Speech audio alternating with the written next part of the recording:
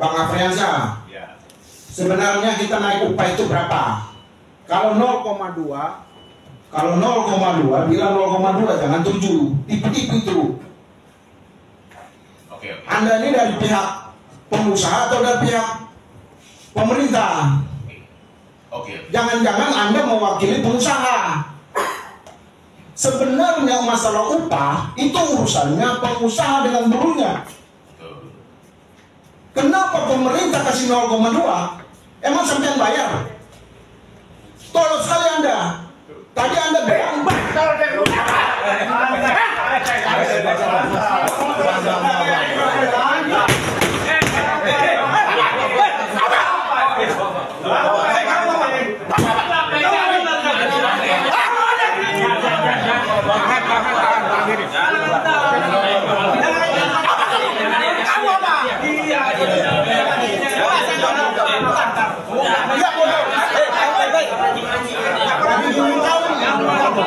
kau tuh bodoh, kau dibayar oleh rakyat. Diam kau. Kau diam. Apa kau?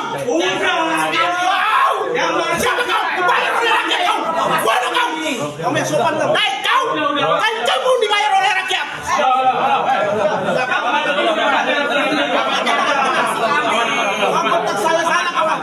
Aman, siap, sudah. Aman, sudah. Komandan, mohon izin, yang mancing dari sana.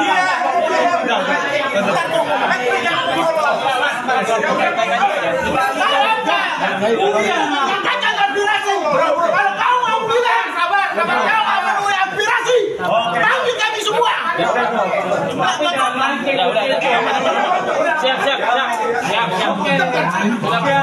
Siap. Aman. Doang yang bisa gebrak meja. Kita juga bisa. Oke, siap.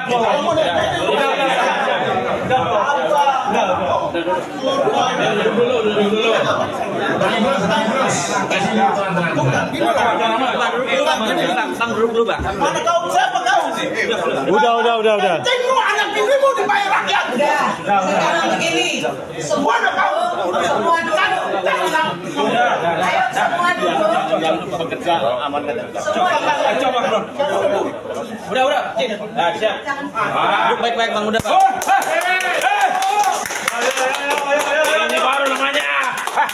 Biasa itu bodoh. Udah, Bang. Udah. Tenang. Edo Wamen. Udah.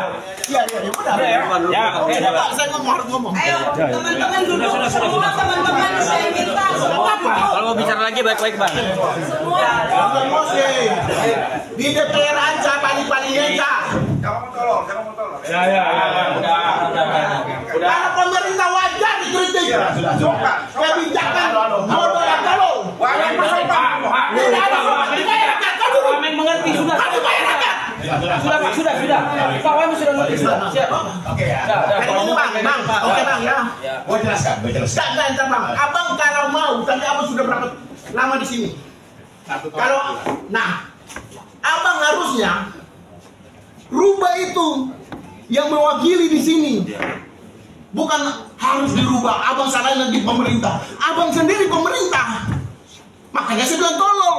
Pemerintah bilang pemerintah tolong. Sistemnya rusak. Makanya saya bilang tolong. Kalian pikir saya takut polisi? Udah, Pak. Nggak ada, kalau saya melakukan tindak pidana baru dia bisa melakukan. Apalagi pakai logo itu, training. Urusan pulang kau. Udah. Tinggal di barak kau. Oke, siap. Bukan, ada di bang, ya. Kalau abang mau selesaikan masalah upah, diskresi. Ya. Kita sama-sama bicara. Karena yang menggaji pekerja adalah buruh, pengusaha, bukan pemerintah. Kalau pemerintah yang gaji, buruh rakyat Indonesia. Sehingga kami wajar, kami marah. Ya. Kenapa kawan itu datang mau bentak-bentak saya? Siapa kau katanya itu si Pirang? Siapa saya? Oke. Siap. Salah gertak bodoh. Katanya si Pirang. Oke, Pak. Siap. Lanjut. Lanjut. Udah. Pak Jendri, sudah Pak Jendri. Makasih, Abang. Udah. Itu kita diskusi marah-marah nggak apa-apa. Wow, siapa kau? Udah. Biasa Bang. Oke. Kau babu kau. Ngapain nunjuk? Baru gua tahu main nunjuk. Dia lo. Dia keluarin. Dia siapa? Dia keluarin siapa dia? Udah, Bang.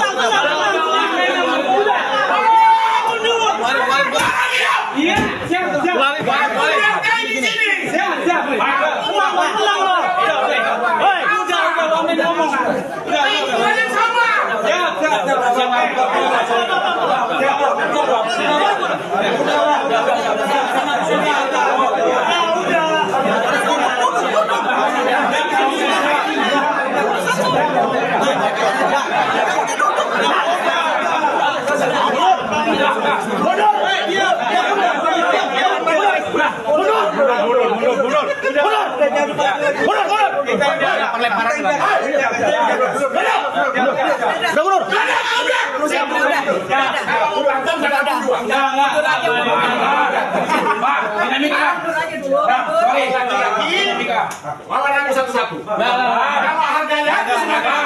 Orang yang kalian minta pendapat, diam. Ya, siap. Santai, Bang. Sepakat nggak? Ya, saya. Oke. Santai. Oke.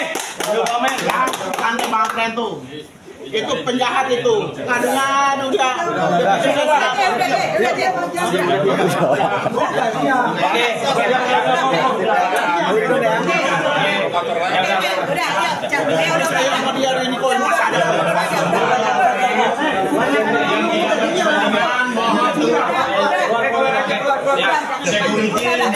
Sini tidak ada penjahat, semua orang di sini tidak ada penjahat. Di sini semua menyampaikan aspirasi.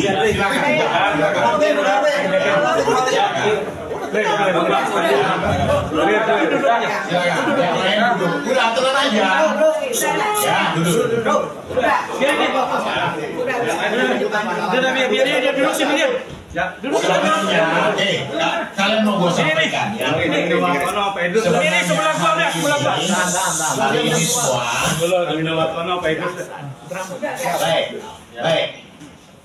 Lek, aku komatif lagi nggak masalah. Bagi aku itu merupakan tugas tanggung jawab aku sebagai orang yang dipercaya. Jadi ketika kalian menyampaikan aku tolong karena aku tidak pernah terlibat dalam rapat ini. Hari ini aku terpaksa menerima kalian. Karena kenapa? Kalian menyalurkan aspirasi, diminta direktur, kalian nggak mau terima. Sementara aku tidak mengikuti proses rapat-rapat dengan Kapenas. Yang aku selalu cerita sama Heru. Yang terlibat itu PHI, dirjennya Pak Heru. Ya, Terbuka ini. ketika aku menyampaikan tadi itu memang kenaikan 2023. Kenaikan 2024 aku belum tahu nilainya berapa, tapi informasinya ada kenaikan. Aku sampaikanlah kenaikan sekitar 5-7%. Itu kenaikan 2023. Mohon maaf Pak Wamen, ada air mineral nggak kasihan ya? Siapa? Pak Kemudian, baik, ya. Tadi aku sebenarnya demi Allah, demi Tuhan, aku nggak mau terima kalian, karena aku tidak menguasai. Sampai aku bilang sama Pak Heru, sama staf aku, daripada ribut, aku tidak menguasai materi. Aku memang goblok, memang tolol, karena tugasku hanya wakil menteri, bukan menteri. Kalau aku menteri, beda mungkin perlakuan aku sekarang. Hidup Wamen. Aku ini anak jalan bos. Belain kalian itu sebelum kalian kencing, lulus, gue udah belain kalian. Mulai tahun 90 gue udah belain kalian. Ya. Kasus buruh Marsina nih sama berdua sama kawan ini, Sidoarjo. Aku turun ke sana. Aku tahu penderitaan teman-teman. Ya, kawan-kawan menuntut hak itu wajar. Ya. Ketika UU CK, aku belum masuk di sini, UU CK ada. Kalau aku menterinya mungkin beda, ya kan? Lahir Omnibus Law, gue juga belum ada di sini.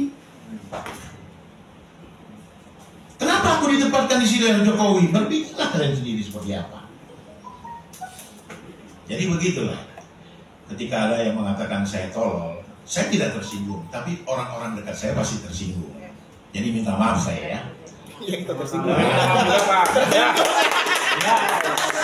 Jadi intinya apa? Kita ini banyak juga yang cinta sama kita. Kau juga ada pencinta, aku juga ada pencinta yang siap mati untuk aku. Tadi, iya, kita ini semua ya bersaudara, ketemu baik-baik untuk menyelesaikan apa yang menjadi tuntutan teman-teman. Gue juga sedih bos. Kalian bergerak di lapangan itu panas-panas, teriak-teriak.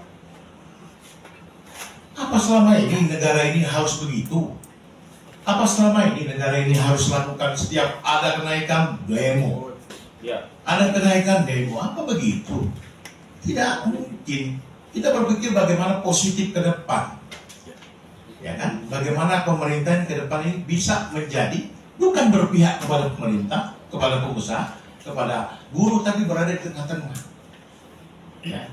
Makanya serap aspirasi dan Dapenas itu dilakukan kemarin antara pengusaha dengan buruh yang diwakili oleh teman-teman tadi. Ya ini nggak tahu lah serikat pekerjanya mewakili betul-betul teman-teman atau tidak. Ya. Nah yang jelas keadaan sudah terjadi. PP 51 sudah keluar.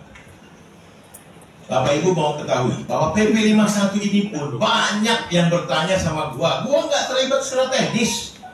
Aku takut salah ngomong. Akhirnya apa? Ketika aku salah ngomong, aku dibilang tolol. Padahal aku tidak pernah dilibatkan sama sekali. Bagaimana aku mau ngomong? Kalau kalian bilang kau makan gaji buta, aku tidak makan gaji buta, aku kerja. Hari ini aku kerja, tugas menerima kalian, mendengarkan aspirasi kalian, mendengarkan cacian kalian, mendengarkan apa unek-unek kalian, aku terima. Ya. Tapi sama sekali aku nggak dilibatkan dalam rapat-rapat. Perlu diketahui, ini gue sampaikan akhirnya. Yang seharusnya nggak perlu gue sampaikan. Aku inginnya kalian demo damai dan tuntutan bisa tersalur dengan baik. Tahu nggak Bapak Ibu semua? Saya sebelum menerima kalian, saya izin Ibu Menteri dulu. Saking hormatnya saya dengan Ibu Menteri saya. Ibu Menteri mengatakan dengan senang hati Pak Wamen mewakili saya. Seharusnya Ibu Menteri yang menerima. Tapi orang yang bertanggung jawab di situ, ya, jangan dianggap makan gaji buta, jangan dianggap kalian di demo di depan sana nanti itu seluruh pejabat tuh makan gaji buta. Insya Allah saya enggak. Tapi memang ada keterbatasan, ada memang hal-hal yang terbatas dari saya. Yang namanya wakil menteri kita tahu sendiri, ya kan? Nah jadi saya harap aspirasi ini saya terima dengan baik dan yang jelas ya, saya mengaku bahwa saya belum berhasil memperjuangkan apa yang teman-teman inginkan secara pribadi tentunya. Tapi memang bagaimanapun ini menjadi tugas dan tanggung jawab saya sebagai wakil menteri. Saya harus terima dan aspirasi teman-teman nanti akan saya sampaikan. Ya. Biar seperti apa ke depan, biar sistem ketenaga kerjaan kita ini lebih baik, lebih sempurna, mendekati lebih sempurna. Ketimbang sekarang teman-teman kan selalu setiap tahun aksi kenaikan upah apa. Betul apa yang disampaikan tadi oleh kawan-kawan tadi. Libatkan kami Pak, karena kami tahu alfa tengah, alfa atas, alfa bawah itu. Gue juga ngerti, gue ini teknik sipil yang belajar sigma dan alfa tadi, gue juga nggak ngerti kenapa diambil alfa tengah. Nggak tahu, makanya gue bilang suruh Heru yang ngomong. Ya, Pak Heru yang ngomong tuh. Ya, karena Heru secara teknis tahu. Ya, alfa, beta, sigma dulu kita kan belajar matematika juga. Kenapa diambil yang tengah 0,1, 0,2, 0,3? Tadi Heru baru cerita. Kan harusnya dalam kenaikan itu ada simulasi yang harus dilakukan. Contoh, ambil sampling kabupaten mana di daerah mana, ya. Di situ kan ketahuan berapa naiknya. Nah, tadi memang saya nggak nanya, karena memang perhitungan saya berpikir sama seperti tahun 2023. Rupanya hitungannya ini adalah untuk 2024. Karena ini kan 2023, betul yang saya sampaikan. Saya berpikirnya 5, sampai dengan 7%. Ternyata setelah revisi baru saya cuman 4 minimum ya, sampai dengan 5%. Tentu yang dianggap teman-teman pekerja serikat sangat jauh dari tatanan. Jadi begitu Pak. Jadi saya minta maaf ya. Jadi kita ini semua, saya mau salut lah saya, teman-teman ini mau betul-betul berjuang membela kepentingan ya. Artinya tidak main-main, dan saya pun tentunya tidak main-main juga membela kepentingan. Asal teman-teman yang jelas satu hal ya. Teman-teman perlu ketahui bahwa kebijakan-kebijakan kita ini kan tidak lepas dari kepentingan nasional. Nah, jadi tinggal bagaimana kita membawa semua kepentingan ini dengan baik ya. Jadi saya berharap ke depan ya, tentunya di 2024 pemerintahan ini lebih baik, dan tentunya saya juga teman-teman juga tidak mau lagi saya lihat teman-teman serikat itu berada di jalanan lagi.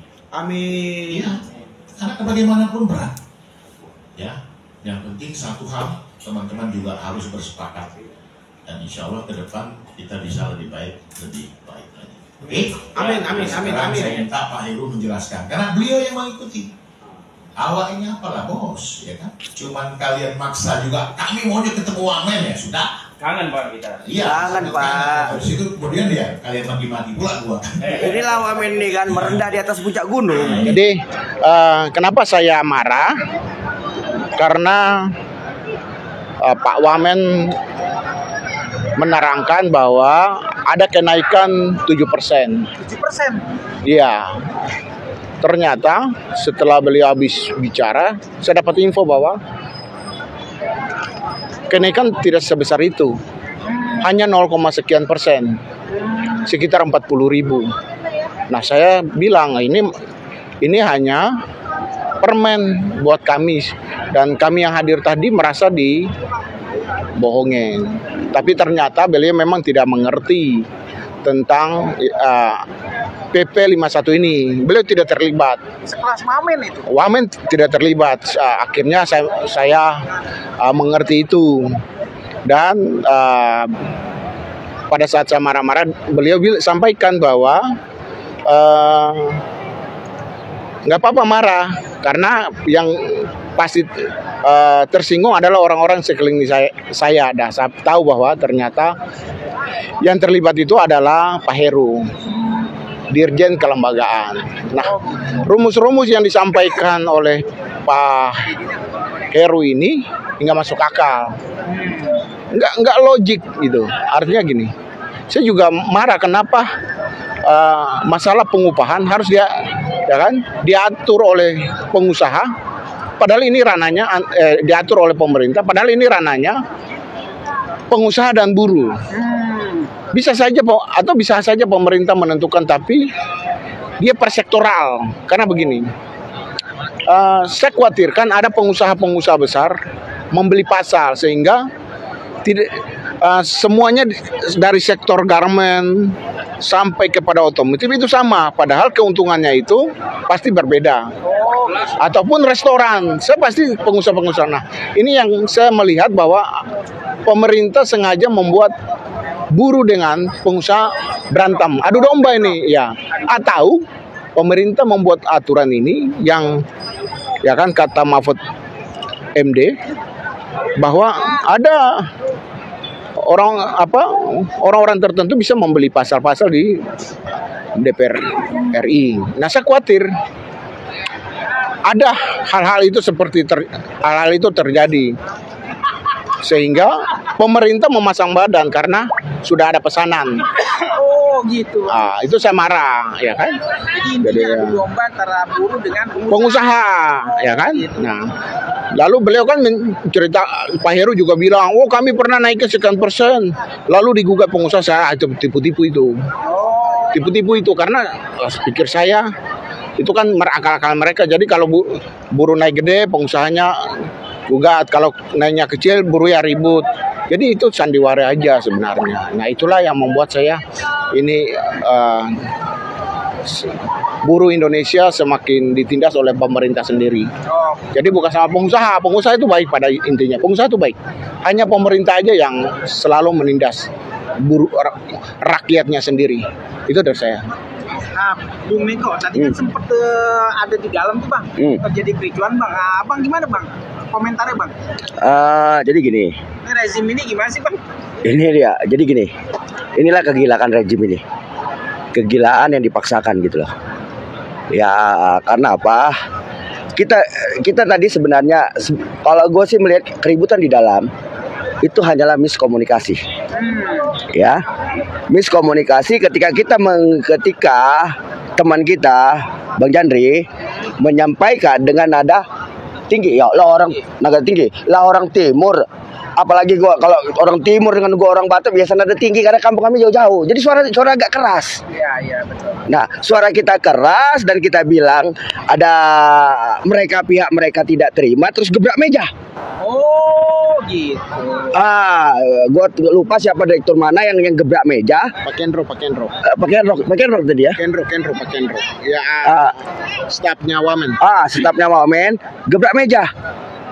Nah, dia ngebrak meja ya kita terpulut dong. Untung saja Bung Jendri masih bisa tertahan. Karena juga ketika Bung Jendri udah marah dan aku juga ikut marah tadi di sana, itu pasti kita pasti baku hantam pasti terjadi. Dan kita sudah siap untuk itu. Kita datang kemarin tuh udah siap dengan kondisi yang terburuk. Kondisi yang terbaik. Udah pasang badan Bang? Udah siap, mau ditangkap, bahkan mau dibunuh pun di sini kita sudah siap karena kita sudah tahu konsekuensi logis dari sebuah perjuangan. Pasti ada konflik. Nah, ada konflik yang bisa kita minimalisir korbannya. Ada cuma sebatas eskalasinya naik. Nah, yang kita tidak terima adalah mereka jahanam yang di dalam sana. Ya, kenapa aku hari ini mengatakan mereka jahanam? Seharusnya mereka bukan yang menyulut emosi para buruh. Lah buruh yang datang ke dalam itu udah pada emosi. Emosi karena apa? Karena PP 51. Emosi karena apa? Karena sudah muncul undang-undang Omnibus Law haram jadah. Nah, kita datang ke dalam itu dengan penuh emosi. Terus mereka memicu dengan gebrak meja. Iya tambah tersulut dong. Tersulut. Ya aku sendiri aja syukur masih bisa mengkontrol emosiku. Kalau enggak tadi udah aku balik-balik itu meja. Kalau aku enggak terkontrol emosiku balik-balik meja aku pukuli. Bagus banget untuk baku hantam sekalian. Karena kita udah siap kok dengan kondisi terburuk. Di situ dia Bang. Inilah brengseknya rejim hari ini. Inilah brengseknya pemerintahan Jokowi hari ini yang hanya mampu mengadu domba rakyat. Kalau memang pemerintahan ini hadir untuk rakyat, maka mereka itu berada di sisi rakyat. Mayoritas bukan minoritas. Gitu loh. Nah, selama ini klaim-klaim katanya rakyat mayoritas bla bla bla menindas minoritas. Tai, gue ucapkan. Detik sampai hari ini minoritas lah yang menindas mayoritas. Minoritas itu segelintir elit, segelintir pengusaha yang menindas rakyat, yang memberikan upah murah. Kan gitu. Kalau pengusaha benar, ya, pemerintahan juga benar. Itu mereka melihat buruh itu sebagai aset berharga perusahaan, sebagai permata. Karena apa? Karena buruh lah ya yang menghasilkan kekayaan bagi pengusaha. Karena buruhlah yang memberi gaji pemerintah. Itu yang harus dilihat. Jangan melihat buruh itu sebagai keset. Kan anjing kayak gini kalau buruh dianggap keset. Maka dari itu, jika benar pemerintahan ini pro rakyat, makanya sudahlah, penuhi saja tuntutan buruh ini. Buruh juga nuntutnya nggak macam-macam kok. Karena kalau kita diskusi dengan pengusaha, kenapa gaji upah buruh bisa murah? Karena punglinya yang paling besar. Punglinya yang paling besar. Pungutan sana, pungutan sini. Yang melebihi dari biaya produksinya. Sehingga mau tak mau upah buruh dipangkas. Itu pulang bawa hasil dikit dong bang, nggak bisa memenuhi ini bang. Minus. Ya minus. Ya kalau kenaikannya cuma 0 sekian persen, ya minus. BBM aja udah naik, belum lagi beras, belum lagi yang lain-lainnya. Belum listrik yang udah naik, belum gas yang udah naik. Belum lagi kebutuhan anak sekolah yang naik. Aduh, belum lagi yang lain-lainnya. Ini kan harga-harga sudah naik. Jadi wajar. Kalau mau hitung kenaikan, maka hitung juga berapa item yang naik tiap kebutuhan sehari-hari. Hitung aja di situ. Apa-apa sih kebutuhan pokok buruh? Apa-apa sih kebutuhan hidup buruh? Kebutuhan hidupnya sudah naik, gajinya nggak sebalance. Ini kan sama dengan melakukan pemiskinan massal terhadap rakyat Indonesia. Nah, kalau cuma pemerintahnya hadir untuk memiskinkan rakyatnya, pertanyaannya buat apa ada pemerintah? Ya. Bagus, gak usah ada gunanya pemerintah. Nggak usah ada pajak. Nggak usah ada pajak, nggak usah ada apa yang lain-lainnya. Kalau cuma tujuannya hanya mementingkan pengusaha, itu yang dipentingkannya kan pengusaha-pengusaha hitam, pengusaha-pengusaha yang untungnya besar gila-gilaan. Tapi kalau pengusaha-pengusaha yang punya hati, justru mereka memberi bonus-bonus dan bonus-bonus lainnya.